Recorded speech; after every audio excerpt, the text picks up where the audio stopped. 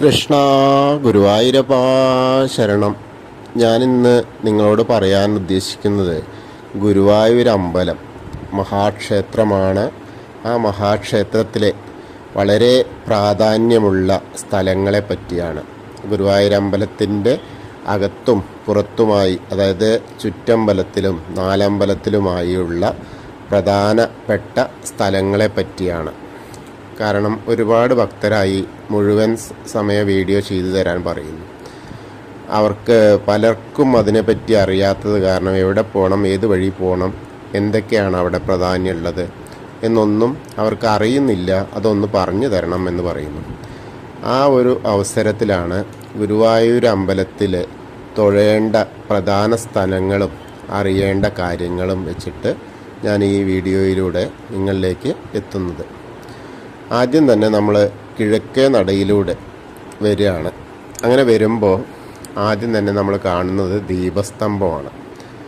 ആ ദീപസ്തംഭം ഏകദേശം 120 വർഷത്തിലധികം ആയി ഇപ്പോഴത്തെ ദീപസ്തംഭത്തിൻ്റെ നിർമ്മിതി ഉണ്ടായിട്ട്.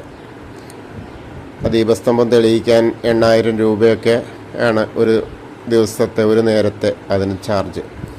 അതൊക്കെ പിന്നീട് ഞാൻ പറയാം. പിന്നീട് നമ്മൾ വരുന്നത് ഗോപുരവാതിൽ കടന്നിട്ട് വരികയാണ്. അപ്പോൾ നമുക്ക് കൊടിമരത്തിൻ്റെ കാഴ്ച കാണാം. പുറത്തുനിന്ന് തന്നെ കാണാം, പക്ഷേ കൊടിമരമാണ് കാണുന്നത്. ഈ അകത്തേക്ക് വരുന്നത് 2 വഴി വരാം. നമ്മൾ ഈ പറയുന്ന വഴിയിലൂടെ ഒന്ന്, പിന്നീട് ഭഗവതി നടയിലൂടെയും വരാം, അതേപോലെ പടിഞ്ഞാറ നടയിലൂടെയും വരാം. അകത്തേക്ക് പ്രവേശിക്കാം കേട്ടോ. അങ്ങനെ വരുമ്പോൾ ആദ്യം തന്നെ നമ്മൾ ഇനി എത്തുന്നത് ആ കൊടിമരം കഴിഞ്ഞ ഉടനെ അകത്തേക്ക് പ്രവേശിക്കുന്നതിൻ്റെ തൊട്ട് മുന്നിലായിട്ട് ആ കൊടിമരം ദർശിക്കുന്ന അതേ സമയം നമുക്ക് കാണാൻ കഴിയുന്നത് ആ ശ്രീകോവിലിൻ്റെ, അതായത് നാലമ്പലത്തിലേക്ക് കടക്കുന്നതായ സ്ഥലത്തുള്ള ഒരു വിശേഷപ്പെട്ട വസ്തു, അതായത് നമ്മുടെ ഗുരുവായൂർ കേശവൻ്റെ 2 കൊമ്പുകൾ അപ്പുറവും ഇപ്പുറവും വെച്ചിട്ടിങ്ങനെ കാണുന്ന ആ ഒരു കാഴ്ചയാണ് മനോഹരമായ. അതായത് അത്രയും പ്രധാനപ്പെട്ട ഭക്തനായ ആ ഒരു ഗുരുവായൂർ കേശവൻ എന്ന ആന, ആ മഹത് വ്യക്തിത്വത്തിൻ്റെ ആ 2 കൊമ്പുകൾ സ്മരണാർത്ഥം, അദ്ദേഹത്തിൻ്റെ സ്മരണാർത്ഥമാണ് അവിടെ സ്ഥാപിച്ചിട്ടുള്ളത്. അതിന് ഇരുവശത്തുമായി, ഒരു വശത്ത് ശ്രീരാമചന്ദ്രനും മറുവശത്ത് മഹാലക്ഷ്മിയും ആയി ചിത്രരചനയും കാണാം. അങ്ങനെ നമ്മൾ ആദ്യം തന്നെ അകത്തേക്ക് കിടക്കുകയാണ്. സ്വർണ്ണവാതിൽ, ആ വാതിലിൻ്റെ അതിലൂടെ താഴത്തേക്ക് ഇങ്ങനെ വരുമ്പോൾ ഇടതുവശത്തായിട്ട് നമ്മൾ നാരായണീയം രചിച്ച മേൽപ്പത്തൂർ ഭട്ടതിരിന് ഇവിടെ ഇരുന്ന് രചിച്ചിരുന്ന ആ സ്ഥലം കാണാം. അത് ഇടതുവശത്താണ് അകത്തേക്ക് കടന്ന ഉടനെ. അതുപോലെ വലതുവശത്ത് നമ്മുടെ നാരായണീയം രചിക്കുന്ന സമയത്ത് നരസിംഹാവതാരം കാണിച്ചു കൊടുത്ത, അതായത് ആദ്യത്തെ ആ തൂണ് കാണാം. അങ്ങനെ നമ്മൾ അകത്തേക്ക് വരികയാണ്. അകത്തേക്ക് വരുമ്പോൾ ഫസ്റ്റ് തന്നെ ശ്രീകോവിലിലെ വിളക്കും കാര്യങ്ങളൊക്കെ കാണാം, ഭഗവാനെ ദർശിക്കാം. അതിൻ്റെ ആദ്യപടി എന്ന നിലയ്ക്ക് നമ്മൾ കാണുന്നത് മണിമണ്ഡപമാണ്. ആ മണിമണ്ഡപത്തിൻ്റെ ഒരു വശത്തിലൂടെ പോകുമ്പോൾ മണിക്കിണറിൻ്റെ സമീപത്തിലൂടെയാണ് ഒരു ഭാഗം പോവുക.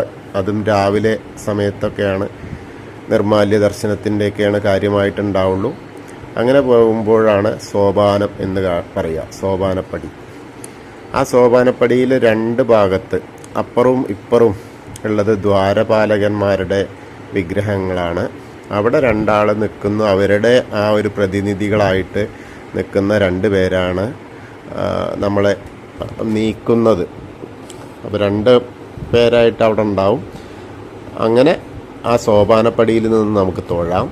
അതിനുശേഷം നമ്മൾ ആദ്യം തന്നെ കാണുന്നത് കുറച്ച്, അതായത് സോപാനപ്പടിയിൽ തൊഴുത് ഇറങ്ങുമ്പോൾ കാണുന്നത് തിടപ്പള്ളിയാണ്. അതായത് ഭഗവാന് നേദ്യം തയ്യാറാക്കുന്നതും, അതുപോലെ ഉഷപൂജയ്ക്ക് മുൻപ് ഗണപതി ഹോമം, ഉഷപൂജ സമയം കഴിഞ്ഞ ഗണപതി ഹോമം നടത്തുന്നതുമായ തിടപ്പള്ളി കാണാം. തിടപ്പള്ളി കണ്ട് അതേപോലെ അഗ്നികോണിലുള്ള ബലി തൂകുന്ന സ്ഥലം കാണാം. സപ്തമാതാക്കളെ കാണാം. ആ തിടപ്പള്ളിക്കും സരസ്വതി അറയ്ക്കും അതിൻ്റെ ഉള്ളിലായിട്ട് ഒരു എന്താ പറയുക, ഒരു ഗുഹ എന്നൊക്കെ പറയാം. അതിപ്പോൾ കാഴ്ചയില്ല, അതൊക്കെ അടച്ചു കഴിഞ്ഞതാണ്. അതിനടിയിൽ ഒരു ഗുഹ അങ്ങനെ ഭഗവാന്റെ വിഗ്രഹത്തിൻ്റെ താഴെ വരെ ഉണ്ട്. അതിൽ സെമന്തകമണി ഉണ്ട് എന്നൊക്കെയാണ് പണ്ടുള്ള ആളുകൾ പറഞ്ഞിരിക്കുന്നത്. അതിനുശേഷം നമ്മൾ കാണുന്നത് സരസ്വതി അറയാണ്. പിന്നെ വിഘ്നേശ്വരൻ്റെ ചെറിയ ആ ഒരു വിഗ്രഹം കാണാം. ആ വിഘ്നേശ്വരൻ്റെ അവിടുന്ന് പ്രസാദമൊക്കെ വാങ്ങാൻ കഴിയും. അതിനുശേഷം നമ്മളങ്ങനെ വന്ന് ഓരോ പ്രധാനപ്പെട്ട ദശാവതാര വിഗ്രഹങ്ങളൊക്കെ കാണാം. മേൽശാന്തി പ്രസാദം തരാനിരിക്കുന്ന സ്ഥലം കാണാം. അതിനുശേഷം നേരെ അനന്ത പത്മനാഭസ്വാമിയുടെ വിഗ്രഹം കാണാം. അങ്ങനെ കണ്ട് വരുമ്പോൾ ഓരോ ദശാവതാര വിഗ്രഹങ്ങൾ മുഴുവനും ഉണ്ട്. അതൊക്കെ എല്ലാം കാണാം. മുരുകനും ഹനുമാനും ഒക്കെ കാണാം. അങ്ങനെ കണ്ട് വരുന്ന സമയത്ത് ആ ഭാഗത്ത് തന്നെയാണ് ഇപ്പോൾ നമ്മുടെ താമരക്കണ്ണൻ്റെ, അതായത് പുതിയ താമരക്കണ്ണൻ്റെ സ്ഥലം. താമരക്കണ്ണൻ്റെ വിഗ്രഹം വരച്ചിട്ടുണ്ട് മോറൽ പെയിൻറ്റിങ്ങിൽ. കൽപ്പകവൃക്ഷത്തിൻ്റെ ചോട്ടിലിരിക്കുന്ന താമരക്കണ്ണനെ കാണാം. അതായത് പടിഞ്ഞാറ് വശത്തുനിന്ന് ഇങ്ങോട്ട് വരുമ്പോൾ വടക്കേ നടയിലേക്ക് ഇറങ്ങുന്ന ആ ഭാഗത്ത് ഓവിന് സമീപത്തായിട്ട് ആണ് താമരക്കണ്ണനെ കാണുക. അത് കഴിഞ്ഞാൽ നേരെ നമുക്ക് കാണാൻ പറ്റുന്നത് മണിക്കിണറാണ്. ആ മണിക്കിണറിൽ എന്ന് പറഞ്ഞാൽ തീർത്ഥജലമാണ്. ആ തീർത്ഥജലം കൊണ്ടാണ് ഭഗവാൻ അഭിഷേകവും, അതുപോലെ നമുക്ക് തുലാഭാരത്തിന് തീർത്ഥം കൊണ്ട് അഭിഷേകമൊക്കെ ചെയ്യുമ്പോൾ ആ തീർത്ഥം കൊണ്ടാണ് അഭിഷേകങ്ങളൊക്കെ ചെയ്യുക. അതിനുശേഷം വേറൊരു റൂമുള്ളത് അവിടെ ഉള്ളത്, അതിലാണ് നൃത്താറ, ഭഗവാന്റെ നൃത്താറ. അതിൽ കിടാവിളക്കുണ്ടാവും. ഭഗവാൻ നൃത്തം ചെയ്തിരുന്നു എന്ന് പറയുന്ന ആ സ്ഥലമാണ്. ഇല്ലമംഗലവുമായിട്ട് നൃത്തം ചെയ്തിരുന്നു എന്ന് പറയുന്ന ആ സ്ഥലമാണ് നൃത്താറ. അതിൻ്റെ അപ്പുറത്തൊരു റൂമും കൂടി ഉള്ളത് മുളയാറയാണ്. അതിൽ ഈ ഉത്സവത്തിനൊക്കെ ധാന്യങ്ങളെ മുളപ്പിക്കാനും ഒക്കെ ഉപയോഗിക്കുന്നതാണ്. പിന്നെ അങ്ങനെ അത് കഴിഞ്ഞ് നമ്മളിങ്ങനെ ഇറങ്ങി വരുമ്പോൾ കുറൂരമ്മയുടെ ഒക്കെ വിഗ്രഹങ്ങൾ കാണാം. നാരദരുടെ എല്ലാം കാണാം. അങ്ങനെ ആ അകത്തെ ഉള്ള, അതായത് നാലമ്പലത്തിനകത്തെ പ്രധാനപ്പെട്ട കാര്യങ്ങളെല്ലാം നമ്മളിപ്പോൾ കണ്ടു. ഇനി നമ്മൾ വരുന്നത് പുറത്തേക്കാണ്. അങ്ങനെ പുറത്തേക്ക് വരുന്ന ഭാഗത്ത് അങ്ങനെ നമ്മൾ വടക്കേ നടയിലൂടെ ഇറങ്ങുമ്പോൾ ധാരാളം സ്ഥലം കാണാം.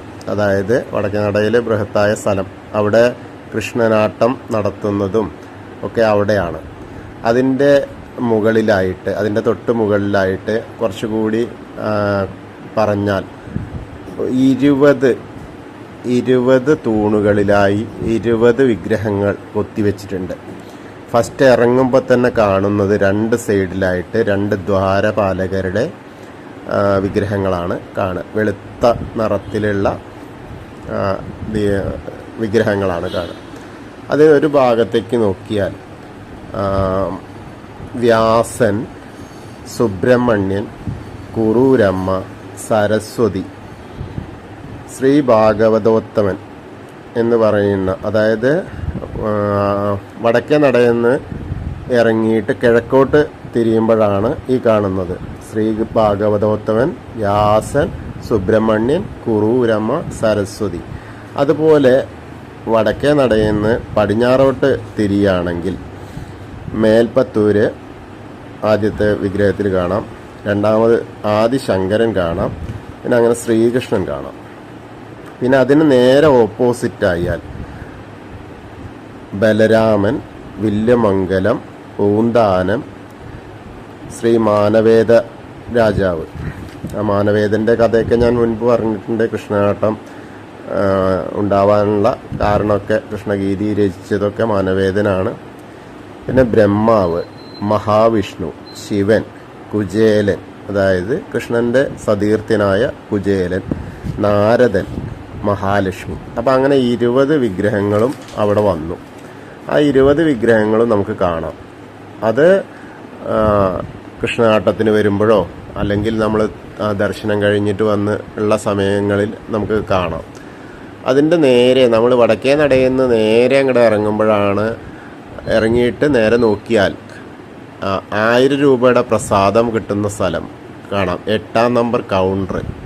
അത് ഒരുപാട് പേരായി ചോദിക്കുന്നു അത് എവിടെയാണ്. അപ്പോൾ എന്താ വെച്ചാൽ നേരെ വടക്കേ നടയിൽ നിന്ന് നേരെ പ്രസാദം കിട്ടുന്ന സ്ഥലത്തിൻ്റെ അവിടെയാണ് പ്രസാദം എഴുതുന്ന സ്ഥലവും ഈ 8-ാം നമ്പർ കൗണ്ടറൊക്കെ. അതിൻ്റെ കുറച്ചുകൂടി പടിഞ്ഞാറ് വശത്തേക്ക് നോക്കിയാൽ കോണി കാണാം. ആ കോണിയുടെ മുകളിലൂടെ കയറിയാലാണ് മേൽശാന്തി ഇരിക്കുന്നതായ റൂമുകൾ. മേൽശാന്തി വസിക്കുന്നത് അവിടെയാണ് ഈ 6 മാസവും. ഏത് മേൽശാന്തിയാണോ 6 മാസം വരുന്നത് അദ്ദേഹം താമസിക്കുന്നത് ക്ഷേത്രം വിട്ട് വെളിയിൽ പോവില്ല. അപ്പോൾ മേൽശാന്തി താമസിക്കുന്ന സ്ഥലം നമുക്ക് രാവിലെയും വൈകുന്നേരമൊക്കെ മേൽശാന്തിയെ ചെന്ന് കാണാനൊക്കെ സൗകര്യം അവിടെ ഉണ്ട്. അത് ആ കോണി കയറിപ്പോയാൽ. അതുപോലെ വലത് വശത്തേക്ക് ഇങ്ങോട്ട് തിരിഞ്ഞാൽ ചോറ് കൊടുക്കുന്ന സ്ഥലം കാണാം. ആ ചോറ് കൊടുക്കുന്ന സ്ഥലത്ത് മുകളിലാണ് അവിടെ വന്ന ചോറ് കൊടുക്കാൻ കുട്ടികൾക്ക്. മുൻപൊക്കെ അതായത് ഇപ്പം ഈ സമയത്തല്ലാത്ത സമയത്ത് ചോറ് കൊടുത്താൽ 6 മാസം വരെ പ്രായമുള്ള കുട്ടിക്ക് ചോറ് കൊടുത്താൽ 2 പേർക്ക് അച്ഛനും അമ്മയ്ക്കും കുട്ടിയെ തൊഴിയിക്കാൻ വേണ്ടിയിട്ട് അകത്തേക്ക് പോകാനുള്ള സൗകര്യം ഉണ്ടാവും. അങ്ങനെ നമ്മൾ അവിടെ തൊഴുതു, അവിടെയൊക്കെ കണ്ടു, അതറിഞ്ഞു. അതിന് തൊട്ട് താഴെ ഈ ചോറ് കൊടുക്കാൻ പോകുന്ന തൊട്ട് താഴെയാണ് കുളത്തിലേക്ക്, അതായത് രുദ്രതീർത്ഥത്തിലേക്ക് ഇറങ്ങുന്ന സ്ഥലം. പിന്നെ 10കാരുടെ സ്ഥലമുണ്ട്. അതിന് ശേഷമാണ് നമ്മുടെ ഭഗവതി, അതായത് എടത്തരികത്ത് കാവിലെ ഭഗവതിയുടെ അമ്പലമുള്ളത്. അത് വളരെ പ്രാധാന്യം അർഹിക്കുന്നതാണ്. ഒരു കാരണവശാലും ഗുരുവായൂർ വരുന്ന ഒരു ഭക്തനും ആ ഭഗവതിയെ തൊഴാതെ പോവരുത് എന്നുള്ളതാണ്. കാരണം ഗുരുവായൂരപ്പനുള്ളത്ര ആ പ്രസക്തി ആ എടത്തരികത്ത് കാവിലെ ഭഗവതിക്കുമുണ്ട്. അപ്പോൾ എല്ലാവരും അതും കൂടി പ്രത്യേകമായിട്ട് പരിഗണിക്കണം. അങ്ങനെ ആ ഭഗവതിയെ കണ്ട് തൊഴുത് നമ്മളിങ്ങനെ കുറച്ചിങ്ങോട്ട് പോന്നാൽ അതേ കിഴക്ക് വശത്തായിട്ട് ആ കോണിൽ നിന്നാൽ, എന്നിട്ട് പടിഞ്ഞാറോട്ട് നോക്കിയാൽ മമ്മിയൂരപ്പനെ, അതായത് അപ്പൻ്റെ ശിവൻ്റെയും പാർവതിയുടെയും ഒക്കെ ഫോട്ടോ വെച്ച് കാണാം. അവിടേക്ക് നോക്കിയിട്ട് മമ്മിയൂർ ക്ഷേത്രത്തിലേക്ക് ആണ് നമ്മൾ പോകുന്നത്. നമ്മുടെ മനസ്സ് ആ മമ്മിയൂർ ക്ഷേത്രത്തിലേക്കാണ് പോകുന്നത് എന്നുള്ള ആ ഒരു സാധനയിൽ നമ്മൾ പ്രാർത്ഥിക്കുക. അപ്പോൾ മമ്മിയൂരപ്പനെ, കാരണം എന്താ വെച്ചാൽ മുൻപ് മമ്മിയൂരപ്പൻ താമസിച്ചിരുന്ന, അതായത് മമ്മിയൂരപ്പൻ വസിച്ചിരുന്ന താമരയൂരാണ് ഇന്നത്തെ ആ ഒരു ഗുരുവായൂരായിട്ട് ഗുരുവായൂരപ്പൻ ഇരുന്ന് അരുളുന്ന സ്ഥലം, ഇരുന്ന് നമ്മളെ അനുഗ്രഹിക്കുന്ന സ്ഥലമായ ഗുരുവായൂരായത്. അപ്പോൾ അത് കാരണം മമ്മിയൂരപ്പനെ ഏറ്റവും പ്രാധാന്യത്തോടു കൂടി നമ്മൾ തൊഴണം. അങ്ങനെ വരുമ്പോൾ, അവിടുന്ന് അങ്ങനെ ചുറ്റി വരുമ്പോൾ ആദ്യം കാണുന്നത് നാഴികമണി കാണാം. ആ നാഴികമണിയാണ് ഭഗവാന്റെ ഓരോ മണിക്കൂറുകളും നമ്മളെ അടിക്കുന്നത്, അതായത് നമ്മളെ അറിയിക്കുന്നത്. അപ്പോൾ ആ നാഴികമണി കാണാം. അതിന് തൊട്ടടുത്താണ് തുലാഭാരം നടത്തുന്ന സ്ഥലം. ആരും ആദ്യം ടിക്കറ്റ് എടുക്കേണ്ട. തുലാഭാരം കഴിഞ്ഞതിന് ശേഷം മാത്രം പൈസ കൊടുത്താൽ മതി. ഏത് തരത്തിലുള്ളതാണെങ്കിലും അവിടെ തുലാഭാരത്തിന് നമുക്ക് സാധനം കൊണ്ടുവരാതെ അവിടെയുള്ള സാധനം എടുത്തിട്ടും നമുക്ക് തുലാഭാരം നടത്താവുന്നതാണ്. അതിന് നേരെ ഓപ്പോസിറ്റായിട്ട് ഉള്ള ആദ്യം കാണുന്ന സ്ഥലം നെയ്വിളക്കിൻ്റെ പ്രവേശനദ്വാരമാണ്. അതിൻ്റെ തൊട്ടടുത്തായി ആൾരൂപങ്ങൾ വെച്ചിട്ടുണ്ട്. ആൾരൂപ വഴിപാട് നടത്തുന്ന സ്ഥലം. അതിനും തൊട്ട് അടുത്തായിട്ട് തന്നെ മഞ്ചാടി കുന്നിക്കുരുവൊക്കെ വാരാൻ വേണ്ടിയിട്ടുള്ള സ്ഥലമുണ്ട്. അവിടെയും കുട്ടികളെയൊക്കെ വലിയവർക്കും വന്നിട്ട് മഞ്ചാടി വാരാം. മഞ്ചാടിയുടെ കഥയൊക്കെ ഞാൻ മുൻപ് പറഞ്ഞിട്ടുണ്ട്. അതുപോലെ അതിനും തൊട്ട് അടുത്ത് തന്നെ, അതായത് ഭഗവാന്റെ ശ്രീകോവിലിൻ്റെ ആ നാലമ്പലത്തിൻ്റെ ചുറ്റമ്പലത്തിൻ്റെ മുന്നിലായിട്ട് തന്നെ ഉള്ള അടുത്തതായ വിളക്ക്, നെയ്വിളക്ക് നമുക്ക് കത്തിക്കാം. നെയ്വിളക്കോ അല്ലെങ്കിൽ എന്ത് തരത്തിലുള്ള വിളക്കാണോ, എണ്ണ വിളക്കാണോ കത്തിക്കാൻ പറ്റുക, അതുപോലെ ചെരാതാണ് കത്തിക്കാൻ പറ്റുക. അതിനവിടെ സൗകര്യം ചെയ്തിട്ടുണ്ട്. അവിടെ നമുക്ക് വിളക്ക് കത്തിച്ച് സമർപ്പിക്കാം. നാലമ്പലത്തിൽ കത്തിച്ച് സമർപ്പിക്കാൻ സൗകര്യം കുറവായിരിക്കും. അത് കാരണം വിളക്ക് കത്തിക്കുന്ന സ്ഥലം ഇവിടെയാണ്. അത് കഴിഞ്ഞാൽ നേരെ നമുക്ക് ബലിത്തറയൊക്കെ കാണാം. അതായത് വലിയ ബലിത്തറ കാണാൻ നേരിട്ട് നോക്കുമ്പോൾ. പിന്നെ കൊടിമരമാണ് നമുക്ക് കാണാനുള്ളത്. ആ കൊടിമരത്തിന് ഏറ്റവും പ്രാധാന്യമാണ്. അങ്ങനെ ആ കൊടിമരം, അതായത് ആ കൊടിമരത്തിൻ്റെ തൊട്ട് മുന്നിലാണ്, അതായത് കിഴക്ക് വശത്തായിട്ടാണ് ഗോപുരം മാനേജറുടെ ഇരിക്കുന്ന സ്ഥലം. അതായത് ടോക്കൺ ഒക്കെ നമുക്ക് തരുന്നത്, അതായത് വയ്യാത്ത ആളുകളെയൊക്കെ അവരാണ് അകത്തേക്ക് പ്രവേശിപ്പിക്കാനുള്ള കാർഡ് തരുന്ന ആൾ. VIP ദർശനം എന്നൊക്കെ പറയുന്നതിൻ്റെ കാര്യങ്ങൾ. അതിനപ്പുറത്ത് അപ്പോൾ ആ വഴിയായി, നമ്മൾ ഗോപുരവാതിലൂടെ വരുന്ന വഴിയായി. അതിനപ്പുറത്താണ് സുരക്ഷാധികാരി CSO ഒക്കെ ഇരിക്കുന്ന ആ ഗോപുരം. അതിന് മുകളിലൊക്കെ ഗോപുരം ഉണ്ട്. അതേപോലെ എന്താ പറയുക, 3 കണ്ണുള്ള തേങ്ങ, കൊമ്പുള്ള തേങ്ങ, അങ്ങനെയൊക്കെയുള്ള കാര്യങ്ങൾ ആ ഭാഗത്ത് കാണാൻ കഴിയും. നമുക്ക് ഇവിടുന്ന് നോക്കിയാൽ തന്നെ ആ വഴിയിൽ നിന്ന് തന്നെ കാണാൻ കഴിയും. അങ്ങനെ നമ്മൾ വരുന്ന സമയത്ത് പിന്നീട് കാണുന്നതാണ് കൂത്തമ്പലം. ആ കൂത്തമ്പലത്തിൻ്റെ വളരെ പ്രാധാന്യമുള്ള കൂത്തമ്പലമാണ്. ഇനിയിപ്പോൾ ഈ സമയത്ത് കലശം നടക്കുന്ന സ്ഥലം, സഹസ്ര കലശമൊക്കെ നടക്കുന്നത് അവിടെ വെച്ചിട്ടാണ്. അതുപോലെ വേദം ചെല്ലുന്നത് അവിടെ വെച്ചിട്ടാണ്. ആ കൂത്തമ്പലത്തിൻ്റെ മുൻപുണ്ടായിരുന്നത് അവിടെ നെല്ലിമരമായിരുന്നു. അത് ഞാൻ വേറൊരു വീഡിയോയിൽ പറഞ്ഞിട്ടുണ്ട്. ഭഗവാന്റെ ദർശനം നമ്മളെ സാമൂതിരിപ്പാടിന് ലഭിക്കാനുണ്ടായ ആ സ്ഥലം കൂത്തമ്പലമാണ്. അങ്ങനെ ഒരുപാട് പ്രാധാന്യങ്ങൾ അർഹിക്കുന്ന ആ കൂത്തമ്പലം നമുക്ക് തൊഴാൻ പറ്റും. അതിനുശേഷം നമ്മൾ കാണാൻ പോകുന്നത് അയ്യപ്പസ്വാമിയുടെ ക്ഷേത്രമാണ്. അയ്യപ്പസ്വാമിയുടെ അവിടെ ഇതിപ്പോൾ ഈ ടോക്കൺ എടുത്ത ആളുകൾക്കൊക്കെ അയ്യപ്പൻ്റെ അവിടെ ചെന്നാൽ കയറാമെന്നൊക്കെ പറയും. അത് ചിലപ്പോൾ ചേഞ്ച് അങ്ങോട്ടും ഇങ്ങോട്ടൊക്കെ മാറും. അതേമാതിരി ഏറ്റവും ഭഗവതിയുടെ പുറത്തുള്ള 2 ക്ഷേത്രങ്ങളാണ് ഭഗവതിയും അയ്യപ്പനും. അപ്പോൾ അയ്യപ്പനെ കണ്ട് തൊഴാം. അങ്ങനെ വലയൊക്കെ ചെയ്ത് ഇങ്ങനെ വരുമ്പോൾ പിന്നീട് നമ്മൾ വേഗം കാണുന്ന ഒരു കാഴ്ചയാണ് ഒറ്റ ചന്ദനത്തടിയിൽ തീർത്ത വിശ്വരൂപ ദർശനമാണ്. നമുക്ക് ചില്ലും കൂടിലാണ് അത് കാണുക. ആ ചില്ലും കൂടിലിട്ട് വെച്ചിട്ടുണ്ട്. ഒറ്റ ചന്ദനത്തടിയിലാണ് ആ വിരാട് കുമാറിൻ്റെ വിശ്വരൂപ ദർശനം നമുക്ക് കാണാം. അതിൽ നമ്മൾ ശ്രദ്ധിച്ച് നോക്കിയാൽ എല്ലാം അടങ്ങുന്ന ആ കാഴ്ചയാണ്. അത് പലരും വന്ന് ചോദിക്കും എന്താ ഏതാണെന്ന് അറിയാതെ, പിന്നെ അവിടെ എന്താ ഒരു പ്രതിമ കണ്ടത് എന്നൊക്കെ ചോദിക്കും. അപ്പോൾ അത് ഇനി എല്ലാവരോടും അങ്ങനെയാണ്, വിശ്വരൂപ ദർശനമാണ് അത് എന്ന് പറയാം. ഒരു ഭക്തൻ നൽകിയതാണ്. ഒറ്റ തടിയിലുള്ള ചന്ദനത്തടിയിലുള്ള തീർത്ത ആ ഒരു വിഗ്രഹമാണ്. അതുപോലെ നമ്മൾ നെയ്ജപ്പൊക്കെ രാവിലെ ഭക്തർക്ക് ഭജന ഇരിക്കുന്ന ഭക്തർക്ക് നെയ്ജപ്പൊക്കെ കഴിച്ച് ആ കൂത്തമ്പലത്തിൻ്റെ അവിടെ വന്നിട്ട് പ്രാർത്ഥിക്കാം. അതുപോലെ ഈ വിശ്വരൂപം ഇരിക്കുന്നതിൻ്റെ നേരെ അടുത്ത് തന്നെ അങ്ങോട്ട് മുകളിലോട്ട് കയറിയാൽ സപ്താഹ ഹാള് കാണാം. അവിടെ 2 തരത്തിലുള്ള ഹാളുകളുണ്ട്. 2ലും ഭജനകളുണ്ടാവും, സപ്താഹം നടക്കുന്നുണ്ടാവും. അപ്പോൾ അവിടെ പോയിട്ട് ഇരുന്നിട്ടും അത് കാണാം, കേൾക്കാം. അങ്ങനെ സമയം, അതായത് ഭക്തർക്ക് മനസ്സിന് ഭഗവാന്റെ ഗീതങ്ങൾ കേൾക്കാനുള്ള ഒരു സമയം ലഭിക്കുന്നതാണ്. അത് കഴിഞ്ഞാൽ നമ്മൾ നേരെ നോക്കി വരുമ്പോൾ പടിഞ്ഞാറ നട എത്തുകയാണ്. ആ പടിഞ്ഞാറ നടയിലെത്തുമ്പോൾ കാണുന്നത് അവിടെ ഒരു ദീപസ്തംഭമുണ്ട്.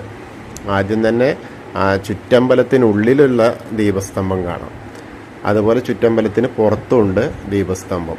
ചുറ്റമ്പലത്തിന് ഉള്ളിലുള്ള ദീപസ്തംഭത്തിൻ്റെ മുകളിൽ വേണുഗോപാല സ്വരൂപമായിട്ട് ആ ഉണ്ണിക്കണ്ണൻ നിൽക്കുന്നത് കാണാം. അതേമാതിരി നമ്മളെ കൊടിമരത്തിൻ്റെ മുകളിലും വേണുഗോപാല സ്വരൂപമാണ് ഉള്ളത്. അപ്പോൾ ഇത്രയും കാര്യങ്ങളാണ് ഗുരുവായൂർ അമ്പലത്തിൻ്റെ ഉള്ളിൽ, അതായത് 4 അമ്പലത്തിലും ചുറ്റമ്പലത്തിലും ഉള്ളത്. അങ്ങനെ നമ്മൾ പടിഞ്ഞാറ് നടയിലെത്തിയിട്ട് വീണ്ടും അവിടുന്ന് നേരെ അന്നലക്ഷ്മി ഹാള് കാണാം. അത് പ്രസാദ ഊട്ടം ഒക്കെ നടത്തുന്ന സ്ഥലമാണ്. അതായത് പടിഞ്ഞാറ് നടയിൽ ഇറങ്ങിയിട്ട് വടക്കോട്ട് നോക്കി നടക്കുമ്പോൾ അങ്ങനെ ആദ്യം ആ അന്നലക്ഷ്മി ഹാള് കാണും. അതിനപ്പുറത്താണ് നമ്മുടെ വളരെ പ്രാധാന്യമുള്ള ആ രുദ്രതീർത്ഥം ഉള്ളത്. രുദ്രതീർത്ഥക്കുളമാണ്. അതായത് ഭഗവാന് ആറാട്ട് നടത്തുന്നതും അതുപോലെ ആ രുദ്രതീർത്ഥ കുളത്തിൽ ഇന്നും ദേവതകൾ കുളിക്കുന്നതാണ്. സപ്തർഷികൾ വന്ന് കുളിക്കുന്ന അത്രയും പ്രാധാന്യം അർഹിക്കുന്ന സ്ഥലമാണ്. അതിൻ്റെ നടുവിലായിട്ട് ഭഗവാൻ കൃഷ്ണൻ്റെ ഒരു വിഗ്രഹം അങ്ങനെ കാണാം, കുളത്തിന് നടുവിലായിട്ട്. അങ്ങനെ നമ്മൾ ആ കുളത്തിനെ പ്രദക്ഷിണം ചെയ്തിട്ട് വരുമ്പോൾ ഭഗവതി നടയിൽ കൂടെ വരുന്ന ആളുകൾ അങ്ങനെ കയറുന്ന സ്ഥലം കാണാം. ഭഗവതിയുടെ അവിടെ കിഴക്ക് വശത്തേക്ക് അങ്ങനെ ഒന്നുകൂടി റൗണ്ട് ചെയ്തിട്ട് വരുന്ന സമയത്ത് കൂവളം കാണാം. അതായത് കിഴക്ക് വശത്തെ നട കഴിഞ്ഞതിന് ശേഷം തെക്ക് ഭാഗത്തേക്ക് വരുമ്പോൾ കൂവളം കാണാം. കൂവളപ്പ് വെട്ടി കുറച്ച് ചെറുതായിരുന്നു. അതിനെ ഒന്ന് പ്രദക്ഷിണം ചെയ്യാം. അത് പ്രദക്ഷിണം ചെയ്താൽ പിന്നെ നമ്മൾ കാണുന്നത് ആ തെക്ക് വശത്ത് തന്നെ വരുമ്പോൾ അമരപ്രഭു, അതായത് മരപ്രഭുവിൻ്റെ ശില്പം കാണാം. കേശവൻ്റെ ശില്പം കാണാം. ദേവസ്വം ഗസ്റ്റ് ഹൗസ് കാണാം. പാഞ്ചജന്യം ഗസ്റ്റ് ഹൗസ്, അതേപോലെ ശ്രീപത്മം, ദേവസ്വം ഓഫീസൊക്കെ ആ ഭാഗത്താണ്, തെക്ക് വശത്താണ് ഉള്ളത്. അങ്ങനെ അവിടെ അത് കാണാം. അതേപോലെ തന്നെ കിഴക്ക് വശത്ത് വരുമ്പോൾ മഞ്ജുളാല് കാണാം. ഇപ്പോൾ വെങ്കല പ്രതിമ, ഗരുഡൻ്റെ വെങ്കല പ്രതിമയാണ് മഞ്ജുളാലിൽ വെച്ചിട്ടുള്ളത്. മുൻപ് വേറെ പ്രതിമയായിരുന്നു. ആ പ്രതിമ ഇപ്പോൾ ശ്രീവത്സത്തിൻ്റെ, ഗരുഡൻ്റെ പ്രതിമ ഇപ്പോൾ ശ്രീവത്സത്തിലേക്ക് കൊടന്നു വെച്ചിട്ടുണ്ട്. പകരം മഞ്ജുളാലിൻ്റെ അവിടെ നല്ല വെങ്കല പ്രതിമ വന്നിട്ടുണ്ട്. അതും കഴിഞ്ഞിട്ട് നമ്മൾ വരുന്ന ആ ഒരു സ്ഥലത്ത് തീയരമ്പലം എന്നൊക്കെ പറയുന്ന സ്ഥലമൊക്കെ കാണാം. അത്രയൊക്കെയാണ് ഗുരുവായൂരിലെ ഏറ്റവും പ്രാധാന്യം അർഹിക്കുന്ന സ്ഥലങ്ങൾ. അപ്പോൾ ഇത് എല്ലാവരും ഒന്ന് ശ്രദ്ധിച്ചു കൊള്ളുക, എല്ലാവരും ഒന്ന് ഷെയർ ചെയ്യുക, മറ്റുള്ള ഭക്തരിലേക്ക് എത്തട്ടെ. എല്ലാവർക്കും ആ ഗുരുവായൂരിൽ വന്നിട്ട് ആരും ഒന്നും ഇനി ആരോടും ചോദിക്കാതെ തന്നെ സ്വയം അറിഞ്ഞ് ചെയ്യാൻ കഴിയട്ടെ. അതിനുള്ള ആ പ്രസാദ കൗണ്ടറോ മറ്റു കാര്യങ്ങളോ ഇനി ആരോടും ചോദിക്കാതെ തന്നെ ഞാൻ ആ വീഡിയോ കേട്ടല്ലോ, എനിക്ക് അവിടെ അറിയാലോ എന്നുള്ള തരത്തിലാവട്ടെ എല്ലാവർക്കും. അപ്പോൾ പറ്റാവുന്നവരൊക്കെ ഇഷ്ടപ്പെട്ടു വെച്ചാൽ ഒന്ന് ഷെയർ ചെയ്യുക. സബ്സ്ക്രൈബ് ചെയ്യാത്ത ആളുകൾ സബ്സ്ക്രൈബ് ചെയ്യുക. എല്ലാവർക്കും ഗുരുവായൂരപ്പൻ്റെ അനുഗ്രഹം ലഭിക്കട്ടെ. ഹരേ കൃഷ്ണ. ഗുരുവായൂരപ്പ ശരണം. അതുപോലെ പ്രാധാന്യമുള്ള 1-2 കാര്യങ്ങൾ വിട്ടുപോയി. ഒന്ന് മേൽപ്പത്തൂർ ഓഡിറ്റോറിയം, അതാണ് കിഴക്കേ നടയിലുള്ളത്. അതിൻ്റെ പുറകുവശത്തായിട്ട് ഞാൻ എന്നും ഉച്ചപൂജയ്ക്ക് പറയുമ്പോൾ ആദ്യം പറയുന്നത് ആ ഗണപതി അമ്പലമാണ്. ആ ഗണപതി അമ്പലമുണ്ട്, മേൽക്കൂരയില്ലാത്ത ഗണപതി അമ്പലം, വലിയ ഗണപതി ക്ഷേത്രമാണ്. അപ്പോൾ അവിടെ ദർശനം നടത്തണം. അതുപോലെ ആ ഗണപതി അമ്പലത്തിൻ്റെ തൊട്ടടുത്തായിട്ട് അധികം ആരും ശ്രദ്ധിക്കപ്പെടാത്ത എന്നാൽ വളരെ പ്രാധാന്യമുള്ള ഒരുപാട് കാര്യങ്ങളുള്ള മ്യൂസിയമുണ്ട്. ആ മ്യൂസിയത്തിൽ പോയിട്ട് അതിൽ ഗുരുവായൂരിൻ്റെ ഏറ്റവും പ്രാധാന്യമുള്ള പല കാര്യങ്ങളും ആ മ്യൂസിയത്തിനുള്ളിലുണ്ട്. അപ്പോൾ അത് സന്ദർശിക്കാം. ഭക്തർക്കൊക്കെ അത് സന്ദർശിക്കുന്നത് നല്ലതാണ്. ഒരുപാട് അറിവുകൾ അവിടെ നിന്നും ലഭിക്കുന്നതാണ്. ഫോട്ടോ എടുക്കാൻ പാടില്ല എന്ന് മാത്രം. അതേപോലെ പുതിയ ഒരു ഓഡിറ്റോറിയമാണ് ഗുരുവായൂരപ്പൻ ഓഡിറ്റോറിയം. അത് തെക്കേ നടയിലാണ്. ഇത്ര കണ്ടും അതിൽ ഉൾപ്പെടുത്തേണ്ടതാണ്. അപ്പോൾ എല്ലാവരും അതുകൂടി ശ്രദ്ധിക്കുക. എല്ലാവർക്കും ആ ഗുരുവായൂരപ്പൻ്റെ അനുഗ്രഹം ലഭിക്കും. ഹരേ കൃഷ്ണ.